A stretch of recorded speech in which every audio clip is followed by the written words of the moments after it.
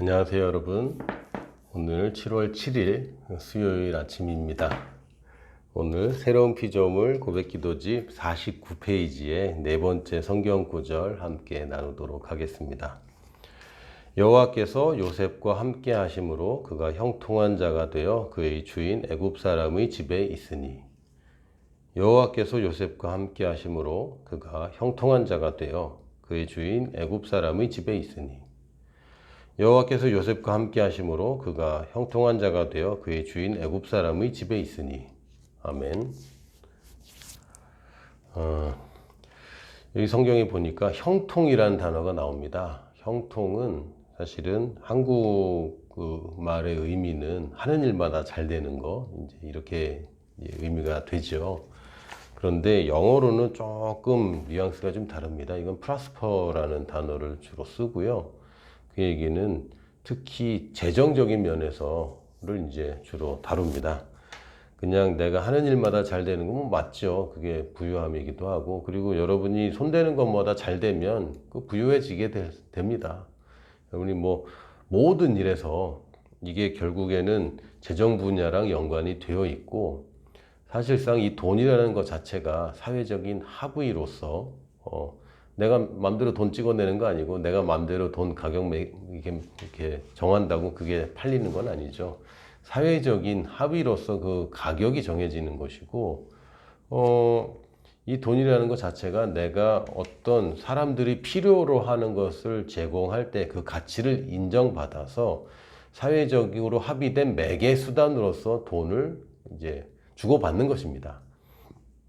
그러니까 이 돈이라는 것은 사실은 내가 얼마나 이 사회에 기여를 하는가가 사실은 중요한 것이고, 거기서 자본주의라는 것은 내가 이 사회에 기여하는 것만큼 나의 돈도 사회에 기여를 하고 있기 때문에 이 자본이 중요하다. 이게 자본주의죠.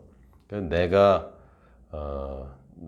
지금 노동을 통해서 제공하는 것뿐만 아니라 내가 노동으로 시작했든 뭘로 시작했든 어쨌든 내가 사회에서 인정되는 그 가치를 실현한 것을 다시 투자하는 거죠. 이게 자본을 다시 사회에 기여하는 것입니다. 그럴 때에 이 가치도 인정받아야 되고, 내가 지금까지 가지고 있는 돈이라는 것이 가치를 인정받은 것이기 때문에 나의 노동만큼 같은 가치를 인정받아야 된다는 것이 이제 자본주의고, 자본주의가 점점 고도화되면 사실은 노동 가치보다 자본 가치가 더 커지는 경우도 생기게 됩니다. 지금 뭐 한국 사회가 그렇게 지금 돼가고 있어서 많은 사람들에게 이게 멘붕이 되었는데, 여러분 멘붕 되실 필요가 전혀 없어요. 왜냐하면 여기 비결이 다 있습니다. 그가 요셉이 형통하게 된 이유, 프라스퍼하게 된 이유, 다시 한번 번영하게 된 이유, 여호와께서 함께 하시기 때문입니다. 아주 단순하죠. 하나님이 임재가 사람을 형통하게 만듭니다. 하나님의 임재로 말미암아 요셉이 형통하게 되었습니다. 물론 이걸 추구하는 것은 이걸 추구해서 하나님과 임재하려고 하면 이거 잘못된 생각입니다. 사람들이 특히 이 성경적인 번영에 대해서 얘기할 때 특히 한국 사회에서는 이 색안경을 끼고 보는 경우들이 꽤 있고요. 근데 한국만 그런 게 아니라 전 세계 다 있습니다. 특히 그 보수적인 기독교계에서는 이 부유함에 대해서 여전히 안 좋은 이미지를 이제 많이 씌워놓은 경우가 있어요. 그래서 이건 이제 번영신학이라고 얘기를 하기도 하는데, 저는 뭐 번영신학이란 말 뭐 나쁜 말 아니라고 생각합니다. 조직신학, 하나님이 조직이란 얘기입니까? 그거 그냥 단어가 그런 겁니다. 그래서 번영신학, 아니 뭐 하나님이 번영한 분이고 하나님에 대한 학문인데 번영신학 뭐 나쁜 거 아니죠.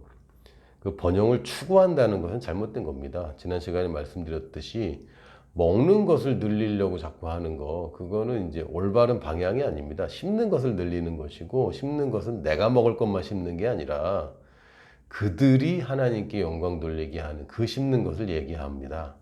그러므로 이것은 우리가 세상에 영향력을 끼치는 것을 말하는 것이고, 근데 워낙 그게 그 목적뿐만 아니라 하나님 자체가 형통을 가져오는 분입니다. 그렇죠? 하나님이 함께 계시는데 하는 일마다 안 돼. 이거 불가능합니다. 하나님과 함께 하시는데 하나님과 딴 걸 생각하고 있어. 그럼 함께 하는 게 아니고, 하나님이 함께 하시는데 요셉은 하나님과 함께 하지 않아. 뭐 그런 얘기 하는 거 아닙니다. 요셉이 하나님과 함께 했죠. 하나님이 함께 하시는 것은 당시 구약에서는 아무한테나 함께 하시는 게 아니지 않습니까? 아주 특정한 사람에게만 함께 하시는 것인데, 요셉에게 하나님 함께 하셨고, 나중에 알고 봤더니 그 목적이 있었죠. 이스라엘이라는 나라를 건국하기 위한 큰 계획 중에 요셉이 있었던 겁니다. 아브라함에게 약속하신, 그 미리 예언해 두신 이방에서 나그네가 되었다가 400년 후에 돌아온다는 그 예언의 성취를 위해서 요셉이라는 특별한 한 사람이 발탁되었고 선택되었고 그 임무를 맡아서 수행하게 됩니다. 요셉이야말로 정말 심겨지는 것이죠. 애굽에 심겨졌는데, 그래서 어떻게 됐습니까? 망했습니까? 안 망했습니다. 하나님이 함께 하시니까 어쩔 수 없이 요셉은 애굽에서 고생을 좀 했습니다. 사실상 가장 효과적이고 가장 단기간 내에 총리가 되는 법은 이 방법밖에 없었어요. 그래서 하나님의 계획이 있었습니다. 근데 그 방법이 그 땅속에 심어지는 씨에게는 되게 고통스러운 경험이 될 수도 있습니다. 근데 사실상 이집트에 가서 이집트를 정복하는 게 하나님 목적은 아니죠. 이집트라는 초강대국의 아브라함의 집안, 다시 말하면 그 당시는 야곱의 집안인데, 나중에 보니까 70명 정도 되는 가족 집단이 그 주변에 있는 모든 종족들, 부족들, 또 부족으로 형성된 국가들, 도시 국가들, 이런 성을 쌓고 있는 나라들, 아비멜렉이 이제 왕이란 뜻입니다. 이런 사람들이 세력을 이미 형성하고 있는 그 지역에 야곱의 70인 가족이 국가까지 성장하는 것은 불가능합니다. 왜요? 70인 정도 되면 사람들이 주목해요. 저 집단은 뭐지? 근데 이 집단이 만약에 200명, 300명이 됐다. 그럼 주변 국가에서 가만두지 않죠. 위협이 되니까. 위협적인 존재가 되는 순간 전쟁을 계속해야 됩니다. 근데 전쟁도 계속 승리하면 되잖아요. 그렇죠. 그런데 한 번이라도 삐끗하면, 만약에 야곱은 괜찮을지 모르지만 야곱의 후손 중에 누군가가, 그 아들들 보면은 이상한 짓들 많이 하잖아요. 그 12아들이 사람이 많아지면 많아질수록 더 이게 퍼져나갈수록 이게 통제도 안 되고, 정말 그 언약을 붙잡고 사는 사람도 있지만 그 놓치는 사람들도 꽤 많아지는 것이고요. 근데 한 번 삐끗해 갖고 잘못된 지도자 만나면 나라가 망해버리는 거 아닙니까? 근데 나라가 망한다는 게 그 당시는 아주 규모가 작기 때문에 한 몰살입니다. 그러면 이스라엘 자체가 계획이 다 무산되고 예수님 못 오시는 거죠. 메시아가 못 오면 심판도 없어요. 그리고 영원히 지옥 가는 겁니다. 영원히 지옥은 팽창할 것이고, 이게 끝나지도 않아요. 메시아가 못 왔으니까. 이게 굉장히 하나님으로서는 구약 전체를 관통하고 있는 메시아 오는 길 만들려는 큰 계획 가운데 이스라엘 건국이 있는 겁니다. 나라가 되어야 나라의 그 법과 문화로서 언약을 지킬 수 있거든요. 그게 아니면 그냥 가족 집단이고, 후손 중에 누구 하나 배신하면, 특히 이 언약의 자손, 예수님의 족보에 올라가 있는 그 시대에 한 사람밖에 없는 그 사람들이 배신해버리거나 타락해버리면 예수님 못 오시게 되는 게 얼마나 중요한 사명입니까? 그래서 요셉이 이제 발탁이 된 것이고, 요셉에게 꿈을 주신 것 말고는 특별히 말씀하신 장면은 없습니다. 그런데 요셉이 그 꿈을 가지고, 그것도 자의가 아니라 타의에 의해서 갔는데도, 하여튼 아니 그렇다고 요셉이 이집트의 파라오가 될 수는 없잖아요. 그러면 그건 가나안 땅에 이스라엘이 세워지는 게 아니라 이집트 땅에 이스라엘이 세워진다는 얘기인데, 파라오가 돼서는 안 되고 2인자가 돼야 됩니다. 근데 아니 뭐 요셉이 뭐 공무원, 그 당시 공무원 시험이 있는 것도 아니고 귀족이 돼야 되는데 2인자가 되려면 이집트 국민이 안 되고 어떻게 그 총리가 돼요. 그러니까 어쨌든 일단 이집트에 가서 이집트라는 초강대국 안에서 막 번식하고 사람이 많아져서 그 큰 세력을 이룬 다음에 가나안 땅으로 가면 거기 바로 나라를 건국할 수 있으니까 그게 하나님의 계획인데, 그러면 이집트에 누가 먼저 가서 길을 열어야죠. 그런데 그게 요셉인 것이고, 뭐 이집트 말 공부하고 이집트의 대학을 나와서 이집트의 총리가 되려면요 수십 년 걸리고 그게 되는 방법도 아닙니다. 그 당시에 뭐 지금처럼 그런 공무원 시험 제도가 있는 것도 아니기 때문에 귀족들이 다 하는 거지, 귀족의 자제들이 총리가 되고 하는 거고, 명문가에서 총리가 나오는 거지, 어느 히브리 사람 알지도 못하는 사람이 총리가 될 방법은 없어요. 그리고 만약에 요셉이 그 형통한 자가 되지 못해서 그랬더라도 야곱의 가족은 그 이집트로 갔겠죠. 그런데 처음부터 노예가 됐겠죠. 처음부터. 이 대접받으면서 초대받아서 좋은 땅 차지하고 거기서 번성하게 되는 게 아니라 처음부터 노예로 가서 굉장히 힘든 인생들을 살았을지도 모릅니다. 물론 역사에 뭐 만약이라는 건 없기 때문에 그냥 생각만 해보는 겁니다. 근데 요셉이 뭘로 갔습니까? 노예로 갔습니다. 노예로. 형통한 자라며. 근데 노예로 갔어요. 근데 노예로 가서 형통해요. 하나님의 약속은 네가 번영케 되고 나서 형통한 사람이 되는 게 아니에요. 형통한 사람이기 때문에 어디 가든 잘 되는 것이지 시작부터 크다는 약속은 없습니다. 시작이 상관없이 너의 결과가 번성인 것이지 큰 시작, 부유한 시작, 번영하는 시작을 약속하신 적이 없어요. 어디 가든 잘 되는 것이지 잘된 채로 시작한다는 것은 없습니다. 요셉만 봐도 그렇지 않습니까? 요셉이 이집트 갈 때 병거 타고 갔습니까? 아니죠. 노예로 끌려갔습니다. 맨발로 땡볕에 묶여서 끌려갔습니다. 근데 그 사람이 거기 가면 노예 중에서는 뭐 가장 형통한 노예가 돼요. 여러분, 큰 세계로 가면 지금까지 그 잘 나가던 것들 별거 아니게 됩니다. 그럴 수 있습니다. 그런데 그의 가치가 있어요. 왜요? 시작점에서 끝나는 게 아닙니다. 우리는 시작점은 그냥 시작일 뿐이고 거기서부터 위로 올라갈 것만 생각하시면 돼요. 제가 그 지난 토요일 방송에서 그 다니엘 라핀 책 이제 언급하다가 잊어버렸다고 말을 못한 부분이 바로 이 부분입니다. 오늘 얘기하려고 아껴뒀어요. 다니엘 라핀의 부의 바이블, Thou art prosper. 원래 원어가 아마 그럴 겁니다. 그래서 내가 형통하리라 이 제목을 썼는데 한국말로 번역하면서 계속 바뀌었더라고요. 제가 가지고 있는 책은 부의 바이블이라는 제목을 달고 나왔고, 아유 참 번역이 조금 매끄럽지 않은데 그냥 잘 보고 있습니다. 그 저자 이름까지 다니엘 라핀을 다이엘 라핀이라고 잘못 인쇄된 책이더라고요. 네, 그런 책을 갖고 있는데 여러분도 뭐 기회가 되신다면 추천드립니다. 정말 읽어볼 만한 책이고 다 기본은 성경이에요. 랍비가 쓴 책인데 다 구약 성경을 기준으로.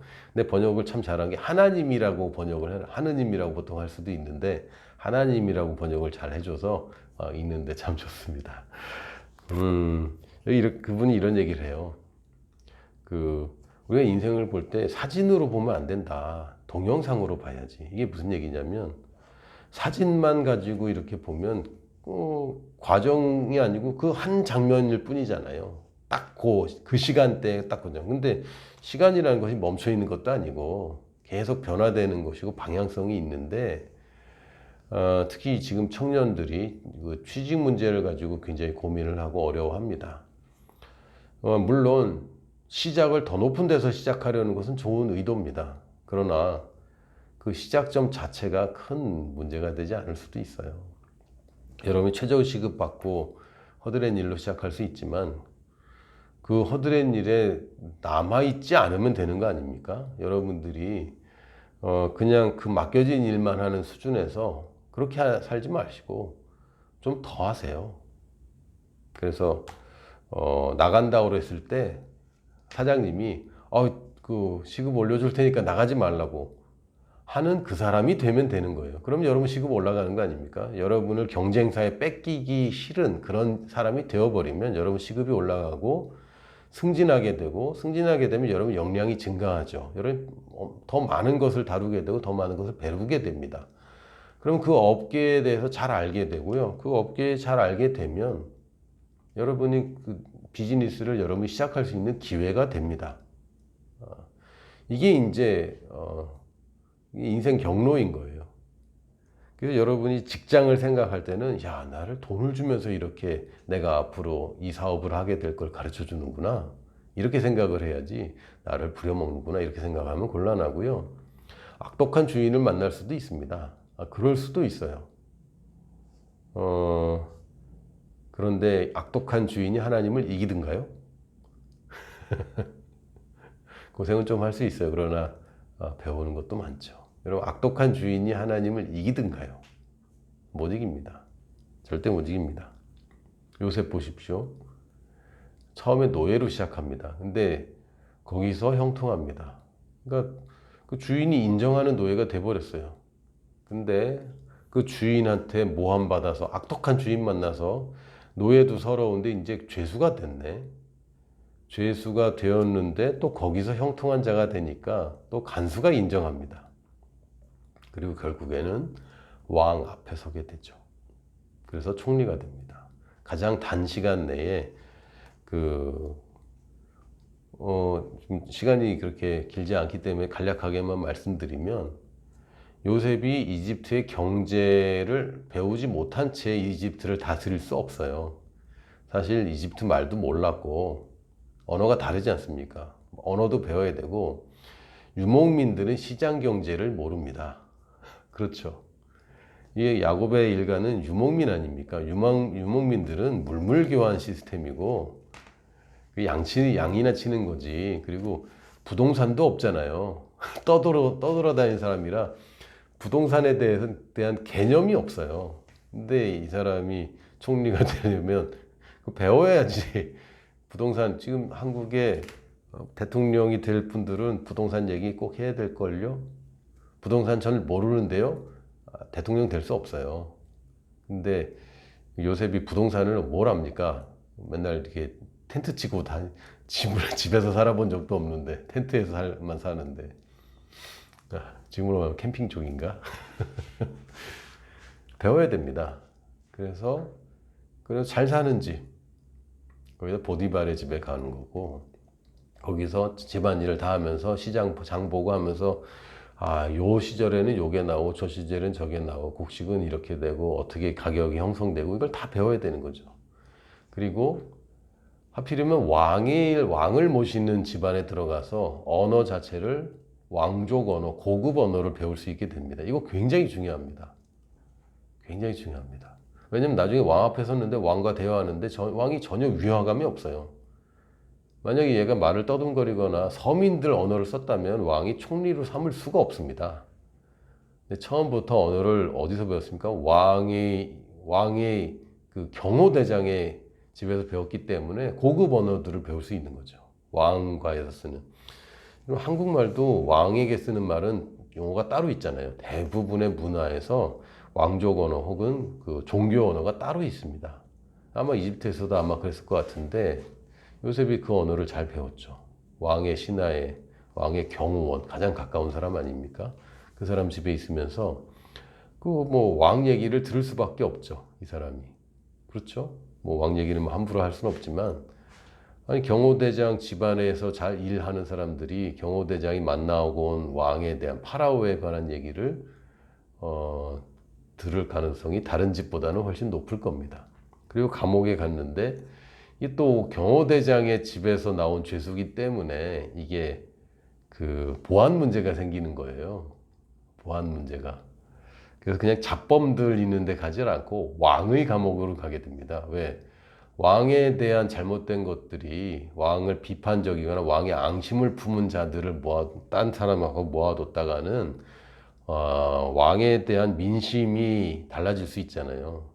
왕의 치부들이 드러날 수도 있고 그게 오해될 수도 있고, 그렇기 때문에 왕의 감옥이, 다시 얘기하면 이건 정치범 수용소라고 볼 수 있습니다. 그러니까 왕과 관련된 죄수들만 가는 데예요. 경호실장의 집에서 나온 죄수기 때문에 이 사람은 왕과 관련이 없었지만 왕의 감옥에 가게 됐고, 왕의 감옥에 가니까 다 누구 만납니까? 다 왕의 신하였던 자들을 만나는데, 이 사람들이 젊은 애가 하나 왔으니 뭘 할까요? 라떼는 말이야. 이제 이게 시작되는 겁니다. 이게 자고 이래로 모든 문화와 역사 가운데 은퇴한 분들은 왕년회라는 말로 시작하게 되어 있습니다. 특히 이 사람들은 고위 공무원이었잖아요. 높은 자리까지 갔던 사람들이 지금 죄수가 됐으니 할 얘기가 얼마나 많아요. 자기들끼리 다 했는데 젊은 애가 하나 들어와. 거긴 젊은 사람이 거의 안 들어옵니다. 왜요? 왕이 죄수인데. 근데 젊은 애가 들어왔는데 얘기할 사람이 생겼으니 얼마나 이제 얘기를 계속 했겠어요. 무슨 얘기 했겠습니까? 자기가 얼마나 잘 나갔는지, 근데 왜 여기 오게 됐는지, 여기 오게 된 이유는 누군가가 모함을 했을 것이고, 뭐가 문제가 생겼을 것이고, 그러니까 왕가에서 일어나는 모든 스토리들을 요셉이 다 듣는 것이고, 특히 누가 나쁜 놈이고 누가 착한 놈인지 다 구별하게 되는 거죠. 왜? 이 사람들이 다 그 세계에서 있던 사람이 그 세계에 대한 정보, 누가 지금도 비리를 저지르고 있고 누가 나쁜 놈인지 다 얘기해주고 있고, 이거는 요셉이 총리가 되는 것에 큰 역할을 할 뿐만 아니라 갑자기 생긴 젊은 총리가 정권을 장악하기 위해서는 이 정보가 다 필요합니다. 안 그렇습니까? 외국 이민자가 어느 날 우리나라 대통령이 됐다고 생각해 보세요. 다른 정치인들이나 다른 고위 공무원들이 대통령 말 듣겠냐고요. 그럼 국정이 운영이 안 되겠죠. 왕이 총리로 삼았다고 사람들이 다 총리에게 충성했겠습니까? 근데 요셉은 다 알고 있는 거죠, 이미. 누가 신뢰할 만한 사람이고, 누구와 그렇게 거짓말하는 사람이고, 누가 어떤 비리를 저질렀는지를 잘 알게 된 겁니다. 그러니까 하나님이 하시는 일에, 야, 이건 형통을 위한 일이에요, 그냥. 와, 형들이 못 돼가고, 형들이 못 돼서 고생을 했죠. 그러나 그 형들이 하나님을 이기지 못합니다. 그래서 어떻게 됐죠? 더 잘 됐죠. 악한 자가 우리들을 나쁘게 할 수 있어요. 그러나 어떻게 됩니까? 결국은 더 잘 됩니다. 더 잘 됩니다. 여러분 사장님 나빠요? 여러분 더 잘 됩니다. 하나님의 방식대로 대우하십시오. 여러분 더 잘 됩니다. 지금 우리가 원하는 것은 그 사람에게 복수하는 거 아니지 않습니까? 그런 마음이 있지요.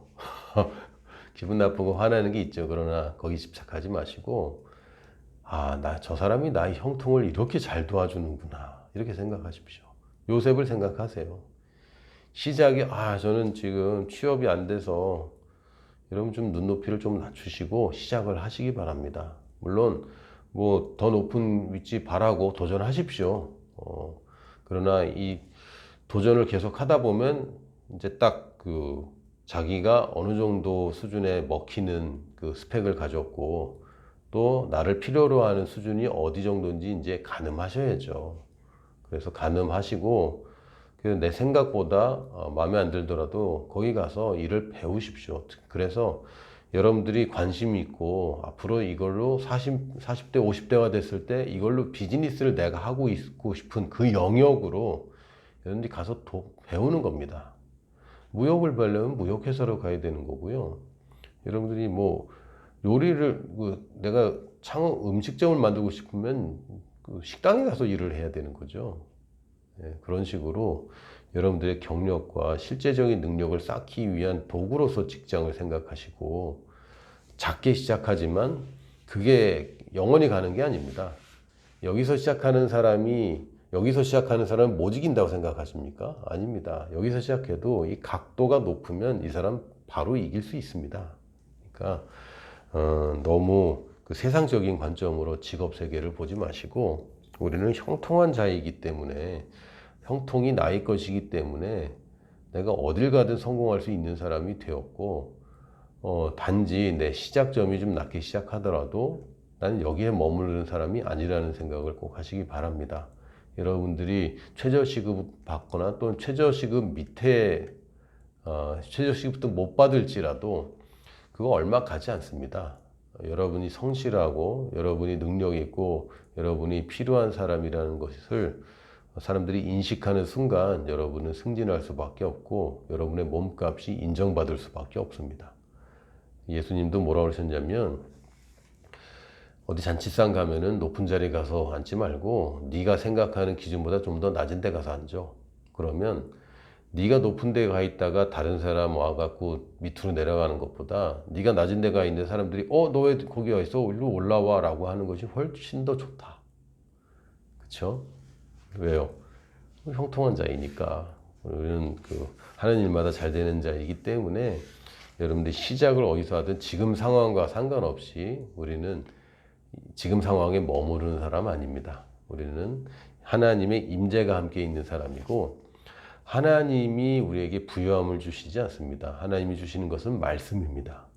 하나님이 우리에게 치유를 주시는 게 아닙니다. 하나님이 우리에게 말씀을 주십니다. 그 말씀으로 우리는 치유받고 그 말씀으로 우리는 형통하게 사는 것인데 하나님의 말씀이 그렇다면 나는 그런 사람이 된 것이고 그것을 가졌다고 얘기해야 맞습니다. 우리가 번영을 추구하고 번영하려고 애쓰는 게 아니라 우리는 더 많이 심고 요셉 덕분에 얼마나 많은 사람이 혜택을 받았습니까? 근데 요셉이 이 첫 노예가 되는 것을 거절했다면, 물론 거절할 수 없이 강제로 끌려가긴 했지만 거절할 수 있어서 거절했다면 수많은 사람들, 당시 이집트와 이집트의 영향력이 있던 메소포타미아까지 다 싹 다 굶어 죽었을 수도 있어요. 요셉 한 사람 덕분에 정말 수십만 명이 목숨을 보존했고 이집트는 초강대국이 됐죠. 당시 강대국이었지만 초강대국이 됐습니다. 땅을 어마어마하게 소유한 왕가가 엄청나게 부유해지는 결과를 가져왔고 그 결과를 지금까지도 우리들이 피라미드나 뭐 이런 거 보면 한 사람이 형통하게 되는 게 이렇게 큰 영향을 미칠 수 있구나라는 것을 알 수 있죠. 여러분 한 사람이 요셉보다 못한 사람입니까? 아니죠.